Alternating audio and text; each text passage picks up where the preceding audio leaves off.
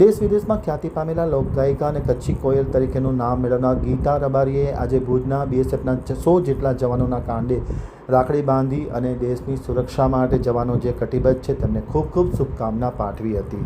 અંતક news બ્યુરોનો એક વિસ્તૃત અહેવાલ. જાણીતા ગાયિકા અને કચ્છી કોયલ તરીકે જાણીતા એવા દેશ વિદેશમાં પ્રખ્યાત થયેલા ગીતાબેન રબારીએ આજે જવાનો સાથે રક્ષાબંધનનું પર્વ ઉમંગભેર ઉજવી અને એક અલગ પ્રકારનો મેસેજ પ્રસ્થાપિત કર્યો હતો. રક્ષાબંધન પૂર્વે ગાયિકા ગીતા રબારીએ જવાનોને રાખડી બાંધી હતી.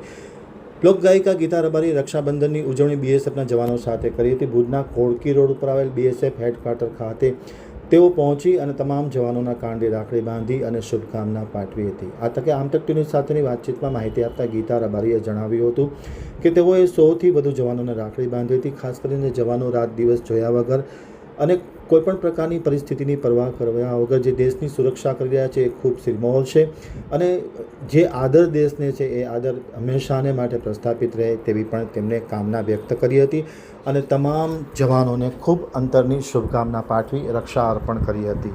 આ પ્રસંગે તેમની સાથે અનેક આગેવાનો પણ જોડાયા હતા. ભુજના કોળકી રોડ ઉપર આવેલ બીએસએફ કેમ્પમાં ગીતાબેન રબારીએ જ્યારે જવાનોના કાંડે રાખડી બાંધી અને ઉમંગભેર પર્વની ઉજવણી કરી હતા. તેમની સાથે ભાજપના વરિષ્ઠ પદાધિકારી જમલભાઈ રબારી અને પૃથ્વી રબારી પણ ખાસ ઉપસ્થિત રહ્યા હતા.